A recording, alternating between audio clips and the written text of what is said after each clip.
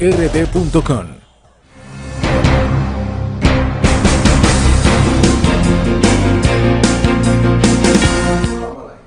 Bueno, señores, gracias por seguir con nosotros. Cuando nos fuimos a la pausa, pues olvidamos presentarle o por lo menos avanzarle el invitado de esta tarde, Julio. Siempre lo hacemos, pero es que hay tantos temas de interés que de repente pues se nos fue. Hoy tenemos a un invitado bastante especial para nosotros, que vamos a hablar de uno de los temas que también nos apasiona, solo que en un ámbito diferente. Así es, pues tenemos hoy a Ramón Zorrilla, que es experto en materia de ciberseguridad, y con él pues vamos a nosotros a estar conversando pues sobre todos los temas vinculados pues a esta área, específicamente pues con los spam. Así que pues bienvenido Ramón, aquí hablando en serio. Para mí es un placer estar aquí con ustedes, Oscar y Julio, y que me permitan interrumpir a su audiencia de su cotidianidad, ¿no? Y hablar un poquito sobre ciberseguridad. Sí, bueno, no creo que interrumpa, sino al contrario, pues vas a ser de gran utilidad, porque nosotros, pues nos ha pasado pues a muchas de las personas que cuando estamos muy concentrados en una página, cuando estamos nosotros viendo algún contenido, de repente, pues en esa página web, en esa red social, de repente nos aparecen pues mensajes y pornográficos, y hemos pasado pues algunas veces vergüenza porque pues no somos nosotros los que estamos viendo ese contenido, sino que aparece de repente. ¿Por qué pasa eso, Ramón? Eso es AdWords, que eso en general no es malo, porque AdWords, bueno, ustedes lo utilizan de manera cotidiana aquí en el programa, que son los anuncios que uno pone. Uno se lo paga en este caso a Google, que son los principales. AdWords es Advertising Software, es un acrónimo. O sea, software de publicidad.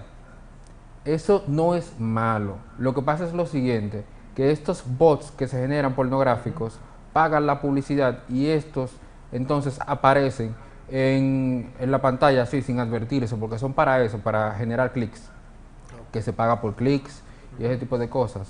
Entonces, el por qué te aparece o no te aparece ya depende entonces de tu navegador, porque a veces el usuario estándar, da clics aleatorios a todo, y entonces descarga software, malware y ese tipo de cosas, y eso hace entonces que tu buscador entienda que a ti te interesa cierto tipo de cosas.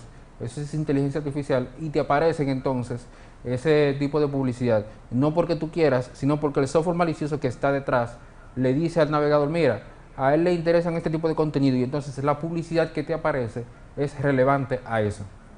Ok, pero si a mí, yo tengo mi cuenta de Twitter, me ha pasado.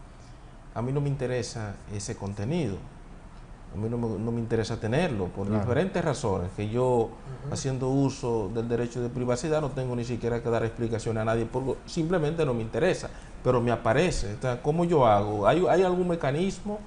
¿Hay alguna forma de yo evitar que me aparezca ese contenido? Claro que sí, hay aplicativos para el navegador que se llaman AdBlocks, pero pasa lo siguiente: en Twitter y en redes sociales pasa otras cositas, que hay bots que generan cuentas como si fueran usuarios normales.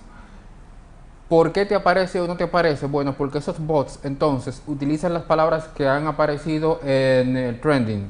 Entonces, como aparece en el trending, te aparecen de primero esas cosas que tienen que ver con pornografía y este tipo de cosas, porque ellos utilizan las palabras claves de las redes sociales. En el caso de Twitter, esas palabras que son trending, qué sé yo, en República Dominicana se utilizó mucho la palabra agua, y ellos ponen agua dentro de un comentario, y de las primeras cosas que te aparecen son esos bots. Ok, y una pregunta, Ramón. Yo me he dado cuenta de, por ejemplo, en Twitter, yo fui, digamos, cuando Twitter llegó a República Dominicana, yo fui de los más fiebruces, como dicen, y yo soy de los primeros usuarios de esa. No tengo tantos seguidores porque lo tenía con una cuenta, con un correo, ese correo se me perdió, bueno. En fin, pero esa es otra historia. El caso es que yo te traigo esta colación porque no me aparecía. O sea, yo entraba a Twitter y ese contenido no me aparecía. Y el otro día estaba yo hablando con los muchachos aquí en la redacción, y quizás de ahí surgió la idea de traerte a ti de invitado en este programa. La pregunta obligada, bueno, ¿por qué antes no me aparecía? ¿Qué ha pasado? Ahora me aparece. ¿Qué explicación tiene eso? Antes, ¿hace qué tiempo más o menos? Cuando yo te estoy hablando de antes, hace 10 años. Estoy hablando de exacto, más o menos. Exacto. Lo que pasa es que de 5 o 6 años para acá, entonces, los bots que se veían en otras redes o en otros aplicativos han migrado a redes sociales. Ok. Por eso es que ahora te aparecen más. De hecho, Twitter no lo he comprobado, pero Instagram y Facebook tienen una lista negra para cosas que te llegan. Creo que fue ayer o antes de ayer, me llegó un bot de ese tipo al DM de Instagram. Pero ¿qué hace Instagram? Lo pone en una lista negra y te dice, mira, tú tienes un request, una solicitud, pero no te lo pone en el chat normal. Si tú quieres, tú entras, lo borras, o si quieres lo lees y aún así lo borras, pero esa persona no tiene acceso a ti si tú no quieres. Me llegó esa información de una joven semidesnuda diciendo que buscaba un boyfriend, un novio. No. Básicamente para que yo le diera clic, le agregara como contacto y ese tipo de cosas. Por lo menos Instagram y Facebook tienen ese blacklist para eso, para enlistarlo en esa lista negra y que no entren a tu red normal. En Twitter no lo he visto. Twitter eso. yo no lo he comprobado, no he revisado realmente. ¿Qué pasa si yo entonces estoy viendo un contenido muy entusiasmado y de repente, pues sin querer le doy clic a ese box o spam? ¿Hay riesgos de un virus? ¿Hay riesgo de que se me filtre información, de que se me capte información allí si yo le doy sin querer pues a ese spam? Sí, claro que sí. De hecho, eso es ayer o antes de ayer, creo que era, que tenía... Estamos en el mes de la ciberseguridad, no sé si lo saben. No. Ah, no. Pero este es octubre, es catalogado como el mes de la ciberseguridad para Europa y el mundo. Ok. Ok. Entonces, por motivos de esto, yo estoy dando una serie de charlas en mi canal de YouTube. Creo que ayer o antes de ayer era la cuarta charla y era sobre esteganografía. Lo que pasa con los AdWords o con estos banners publicitarios es lo siguiente, que tienden a ser esteganográficos, es decir, que tienen algo detrás que no es lo que tú estás viendo de frente, que es la publicidad, en este caso que estamos hablando de la pornografía. Es eso, cuando tú le das clic, entonces lo que está detrás, que por lo general es un malware o un software malicioso, se descarga en tu computadora. ¿Qué puede suceder? Bueno, te secuestran los datos que tú tienes generalmente en tu computadora, pueden añadirse como malware detrás en tu navegador y todo lo que tú tipees, tipo keylogger o registrador de tipeo teclado. Entonces, por ejemplo, te pondré un dato tácito. Por lo general, toda la información financiera pasa por tu navegador porque ya tú no vas al banco. Es raro cuando uno va al banco de manera presencial. Entonces, ¿qué pasaría? Te secuestrarían el usuario y la contraseña de todas estas páginas. Aún teniéndola cerrada. Claro, Okay. porque esa información está en el navegador. Okay. El navegador almacena todo de ti. Secuestrarían tu usuario y tu contraseña. Hay otra cosita, otro factor que ellos no lo tienen, que es el token. Pero para eso hay otro tipo de técnicas para conseguir el token. El token, por suerte, cambia cada 60 segundos, pero hay bancos que todavía tienen la tarjeta de códigos. Okay. Que ellos pueden grabarlo incluso y si te piden, por ejemplo, el código 7 y ya yo tengo varios códigos tuyos, probar hasta que alguno funcione.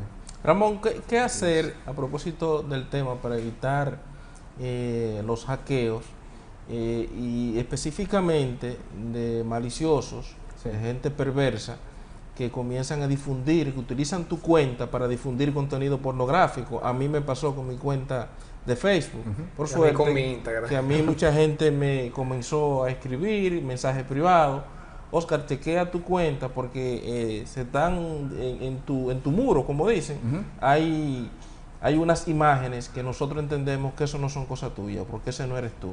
¿Qué hacer para evitar eso? ¿Existe alguna forma? Claro que sí, lo de siempre, lo que he recomendado siempre es agregar el doble factor de autenticación. Todas las redes sociales ya lo tienen.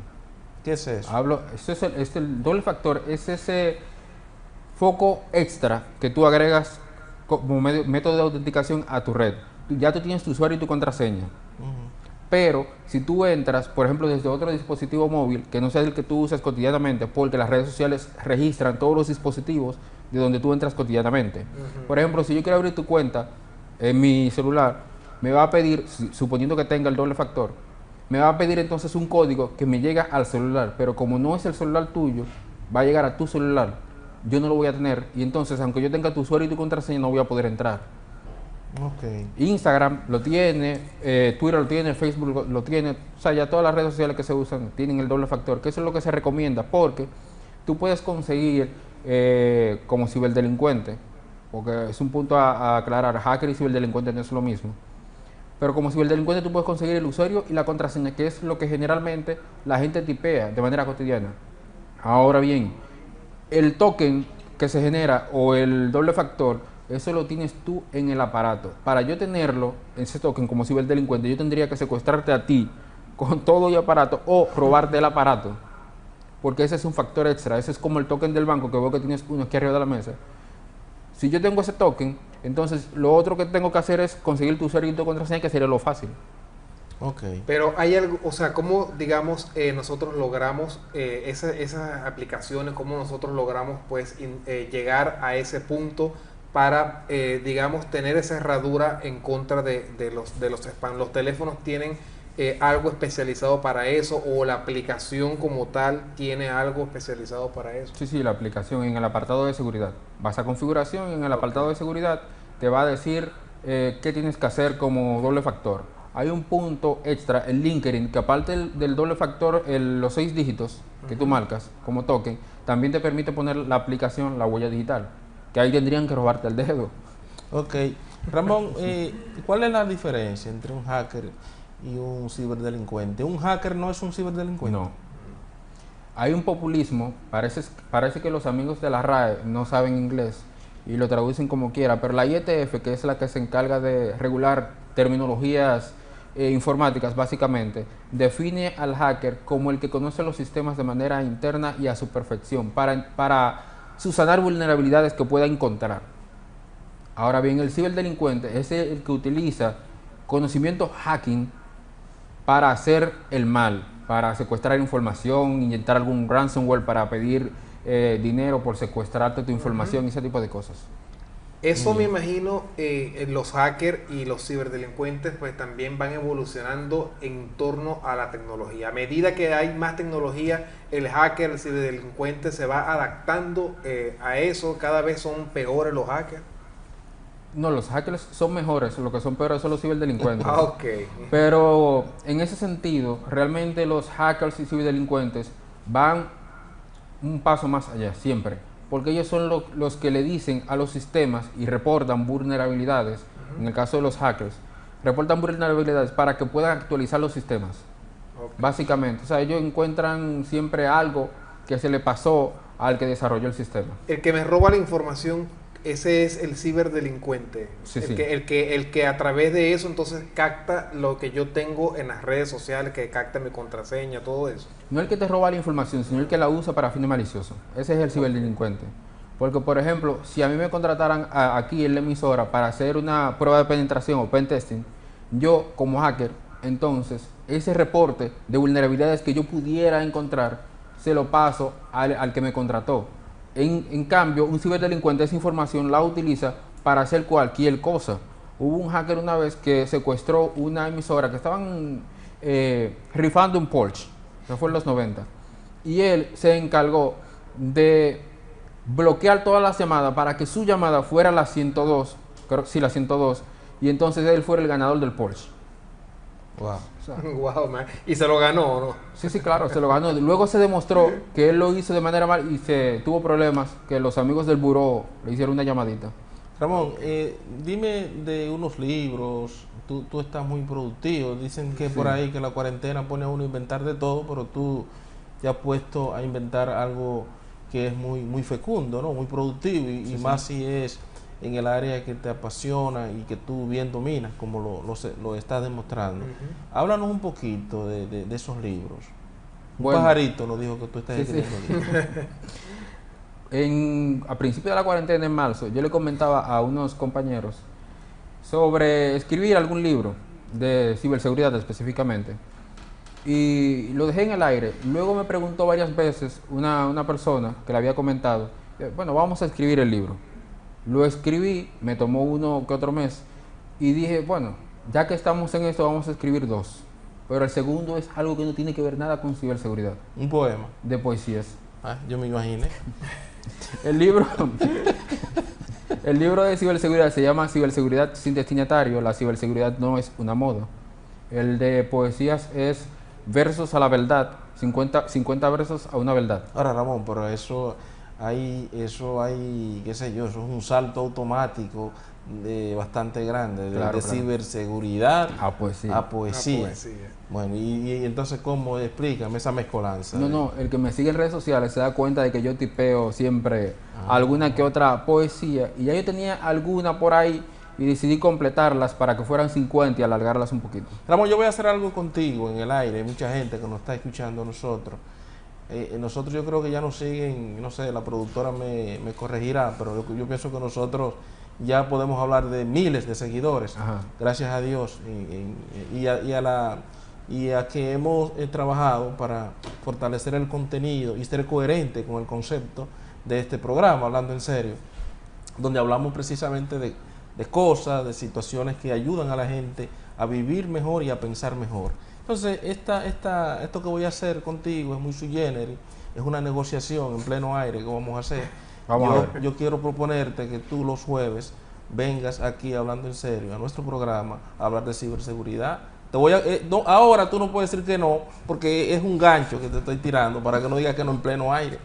No, ¿Qué, no. ¿Qué tú dices de esa propuesta? Para mí será un placer. Ah, bueno, un logro.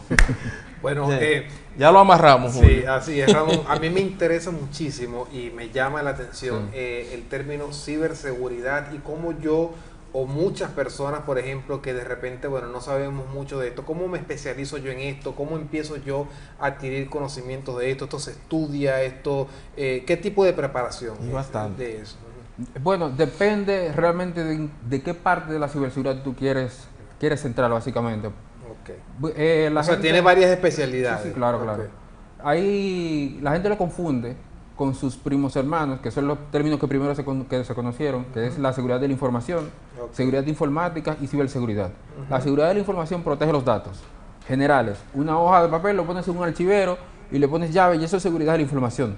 Que hay métricas internacionales como la ISO 27001 para eso, sí es cierto, pero son métricas para proteger la información básicamente manual.